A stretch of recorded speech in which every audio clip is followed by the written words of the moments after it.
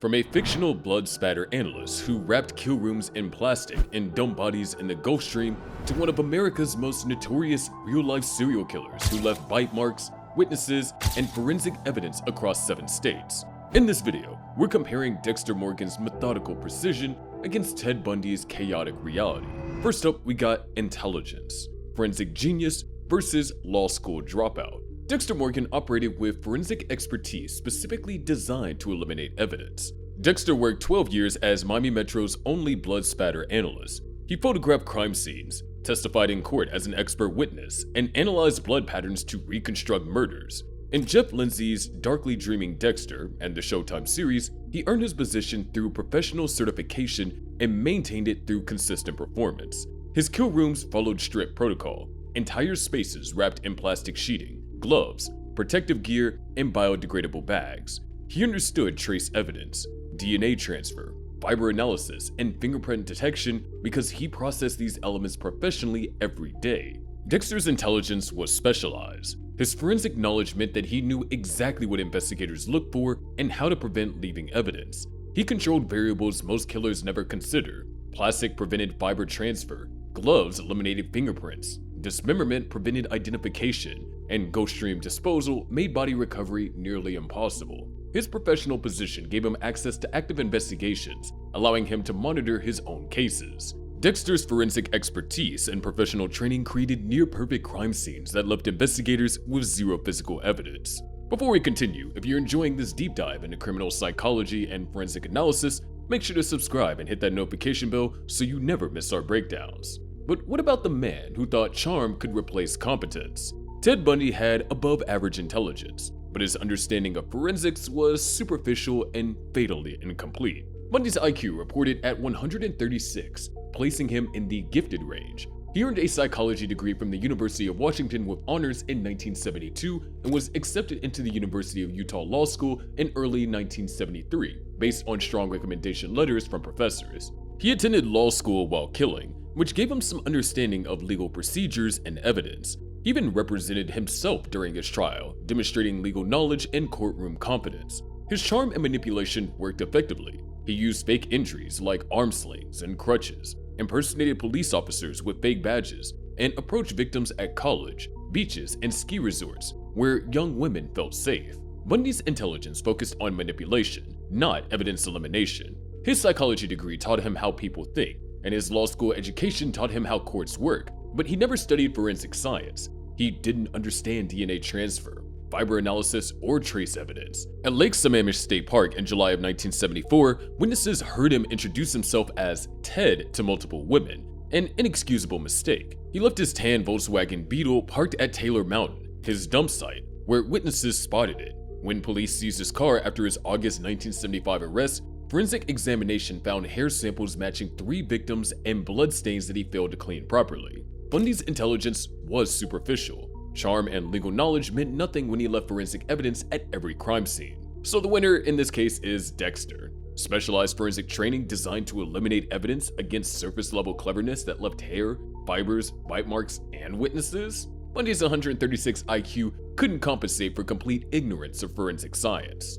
But intelligence only matters if you control your actions, and that's where Dexter's methodical planning faces Bundy's escalating chaos. Dexter operated with surgical precision, following strict protocols that eliminated randomness and evidence. In both Jeff Lindsay's novels and the Showtime series, Dexter followed the code of Harry. He could only kill after finding conclusive evidence of guilt, and he could absolutely not get caught. His kills followed distinct patterns. He researched targets through police files and Miami Metro's database, stalked them to confirm guilt, then executed in controlled environments. His kill rooms were pre-selected private locations wrapped entirely in plastic. Victims were subdued, restrained with shrink wraps to tables, and killed through controlled methods, usually a knife to the heart. He dismembered bodies with surgical power saws, placed sections in biodegradable bags weighted with rocks, transported them on his boat, and dumped them in the Gulf Stream, which carried remains thousands of miles into the Atlantic. Every variable was controlled. Pre-selected locations meant no surprises. Plastic sheeting caught every drop of blood, strand of hair, and fiber. Dismemberment prevented identification even if the bodies were recovered. Gulf Stream disposal made recovery nearly impossible on top of that. In Season 2, when scuba divers accidentally discovered his dump site, only skeletal remains in bags existed, with zero forensic evidence connecting them to Dexter. Dexter's methodical protocol created a perfect system where each kill followed identical evidence elimination procedures.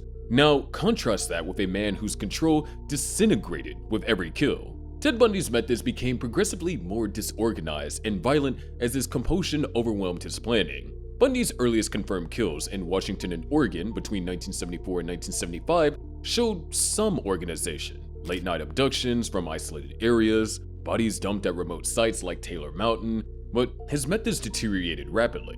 On January 15, 1978, at the Chi Omega sorority house at Florida State University, Bundy entered through an unlocked door at 2:45 a.m. and attacked 4 women in their bedrooms within approximately 15 minutes. He bludgeoned Margaret Bowman and Lisa Levy to death with a log from outside, sexually assaulted them, and beat Lisa Levy's buttocks and nipples so violently that forensic odontologists later matched the bite marks to his teeth definitively. He attacked Kathy Kleiner and Karen Chandler with the same weapon, leaving them severely injured but alive. 90 minutes later, he broke into another apartment 8 blocks away and attacked Cheryl Thomas, fracturing her skull. All of these attacks happened in rapid succession with no planning, no evidence elimination, and witnesses who heard screaming. The Chi Omega attack exemplifies Bundy's loss of control. Multiple victims in one location, survivors, witnesses hearing screams, physical evidence everywhere. The log weapon, bite marks, hair, fibers, semen samples. He attacked impulsively without securing escape routes.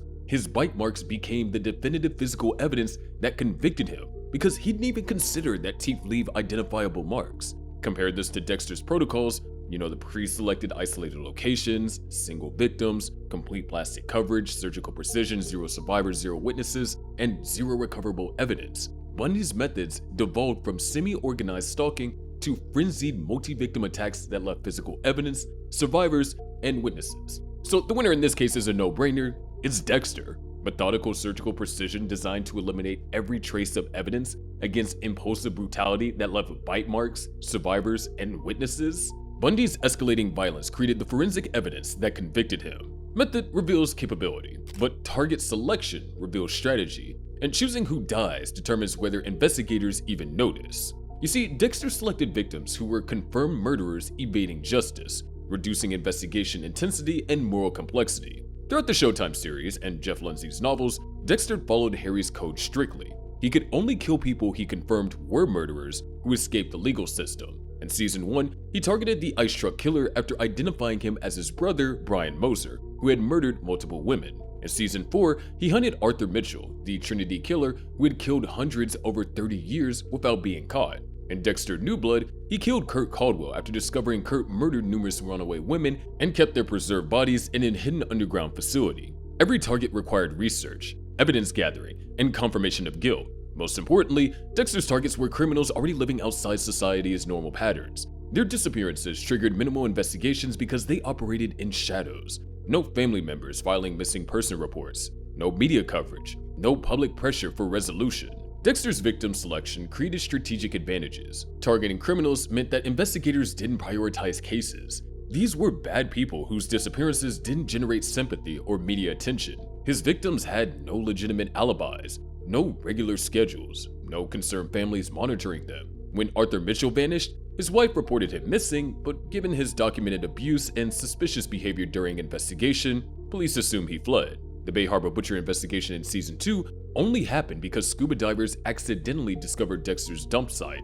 Otherwise, his victims simply ceased to exist. Dexter's calculated criminal targeting reduced investigation intensity and created victims whose disappearances generated minimal law enforcement response. Now, compare that to a man who created a pattern so obvious, his own girlfriend turned him in. Ted Bundy selected victims based on physical appearance, creating an obvious pattern that helped investigators identify connections between cases. Virtually every confirmed Bundy victim was a young white woman between 18 and 25 with long dark or light brown hair parted in the middle. The physical similarity was striking. In Washington, Linda Ann Healy, Susan Rancourt, Roberta Parks, Brenda Ball, Georgian Hawkins all matched this description. In Utah, Melissa Smith, Lori Amy, Deborah Kent, Carol Durant, who survived, same physical type.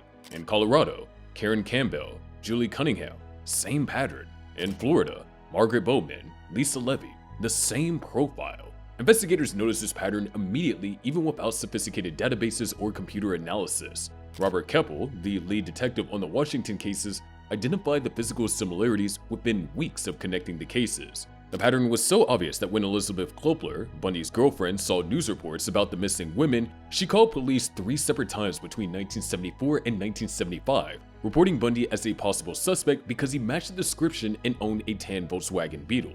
Bundy's type-based selection created immediate investigative advantages for law enforcement. Every victim matched physically. Every abduction happened in similar locations: college campuses, beaches, ski resorts. Every victim disappeared during similar circumstances, isolated moments alone in public places. The pattern recognition allowed investigators to link cases across state lines before DNA technology existed. When Bundy moved from Washington to Utah to Colorado to Florida, he left a trail of physically identical victims that investigators followed. Compare this to Dexter, whose victims had nothing in common except being criminals, different ages, genders, methods, background, no pattern to identify, no connections to trace. Bundy's pattern-based victim selection gave investigators obvious connections between cases, while Dexter's very criminal targets created no identifiable pattern. So our winner here is Dexter. Strategic criminal targeting that reduces investigation intensity against pattern-creating victim selection that helped investigators link cases. Bundy's consistent physical type became his investigative downfall. Drop a comment below and let me know, if you were a detective, which case would you rather investigate? Dexter's invisible criminals or Bundy's obvious pattern? Perfect execution and careful selection mean nothing if basic mistakes expose you, and that's where professional discipline confronts reckless compulsion. Dexter maintained operational security by controlling every variable and avoiding unnecessary risk. Throughout 8 seasons and 8 novels, Dexter's near-capture moments came from external factors, not his mistakes. Sergeant Dokes suspected him in Season 2 based purely on instinct, not evidence. Dokes followed Dexter constantly, but even with surveillance, he couldn't find proof because Dexter left none. When the Bay Harbor Butcher investigation discovered his dump site, it was accidental discovery by scuba divers, not investigative work tracing evidence to Dexter. And Dexter knew blood. After 10 years in hiding under a new identity in Iron Lake, New York, he maintained his cover until complex circumstances exposed him, not forensic evidence or investigative work. Even when Deborah walked in on him killing Travis Marshall in Season 6, it was catastrophically bad timing, not evidence leading her there. Dexter's operational security focused on prevention. He didn't take unnecessary risks. He didn't kill in public. He didn't talk to victims before killing. He didn't keep trophies beyond microscope slides with single blood drops hidden behind his air conditioner. He avoided patterns investigators could identify. He varied dump locations. He maintained his friendly lab technician persona perfectly. His only vulnerability was human relationships: sister, girlfriend, family, emotional connections that threatened his compartmentalization. Dexter's operational security meant that his near captures came from external factors and relationship complications, never from forensic evidence or investigative patterns. What happens when compulsion overrides caution and traffic stops become arrest warrants? Ted Bundy was caught through a combination of reckless behavior, traffic violations, and witness testimony. Bundy's first arrest on August 16, 1975 happened because he drove suspiciously through a Granger, Utah neighborhood at 2:30 a.m. with his headlights off. When Sergeant Bob Hayward turned on his patrol lights, Bundy fled, ran a stop sign, and was chased to a gas station before being arrested. After his first conviction for kidnapping Carol DeRoche, who survived his attack on November 8, 1974, identified him in a lineup, and testified against him, Bundy escaped prison twice. His first escape on June 7, 1977 from the Pitkin County Courthouse in Aspen involved jumping from a second-story window during a library visit. He was recaptured 6 days later. His second escape on December 30, 1977 involved cutting a hole in his jail cell ceiling and crawling through pipes. He stayed free for 46 days, during which he killed at least 3 more people. His final arrest on February 15, 1978 happened because Pensacola police officer David Lee noticed a suspicious stolen vehicle driving erratically at 1:34 a.m. Bundy refused to give his name, resisted arrest violently, and was subdued only after a physical struggle. Bundy's captures happened through basic mistakes: driving suspiciously at night in residential neighborhoods, running from police during routine traffic stops, driving stolen vehicles. These weren't sophisticated investigative techniques. These were patrol officers doing routine work. Bundy's escapes demonstrated intelligence and determination, sure, but his recaptures demonstrated recklessness. he couldn't control his compulsion long enough to maintain a low profile. After escaping, instead of disappearing, he immediately resumed killing in high-profile ways. The Chi Omega attack involved 4 victims in one location within minutes, creating massive investigation and media attention. Bundy's captures came from routine police work responding to reckless behavior, such as traffic violations, stolen vehicles, and fleeing from officers. So once again, the winner here is Dexter. Operational security that avoided unnecessary risk against reckless behavior that led to multiple arrests through traffic violations. Bundy's inability to control himself created the circumstances that caught him. Dexter Morgan was methodical, calculated, professional. Throughout 8 seasons, 8 novels, and over 130 confirmed kills across nearly 2 decades, he operated with forensic precision specifically designed to eliminate evidence. His kill rooms followed strict protocol. His victim selection targeted criminals who wouldn't be missed, and his body disposal made recovery nearly impossible. Ted Bundy was chaotic, impulsive, reckless. Between 1974 and 1978, he killed at least 30 women across 7 states, possibly many more, leaving forensic evidence at virtually every crime scene. His charm and manipulation let him approach victims, but his complete lack of forensic awareness created the evidence trail that eventually convicted and executed him. This comparison reveals the massive difference between fictional perfection and real-world limitations. Dexter's forensic training meant that he understood trace evidence, DNA transfer, fiber analysis, and blood spatter analysis at a professional level. He eliminated evidence because he knew exactly what investigators looked for.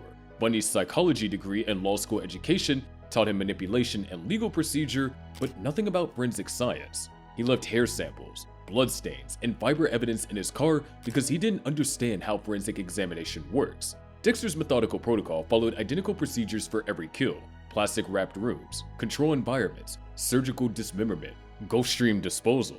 Bundy's methods escalated from semi-organized late-night attacks to frenzied brutality. The Chi Omega attack saw him attack 4 women in 15 minutes using whatever weapons were available, leaving bite marks, survivors, and witnesses. His loss of control created the forensic evidence that convicted him. Dexter's calculated victim selection targeted confirmed murderers who evaded justice, criminals whose disappearance wouldn't trigger major investigations. Bundy's opportunistic targeting of young women with long hair parted in the middle created obvious patterns. Every victim matched a physical type. Every abduction happened in similar environments. Investigators easily identify the pattern even without sophisticated databases. Elizabeth Koppler called the police 3 times, reporting Bundy as a suspect because his physical description, vehicle, and behavior matched.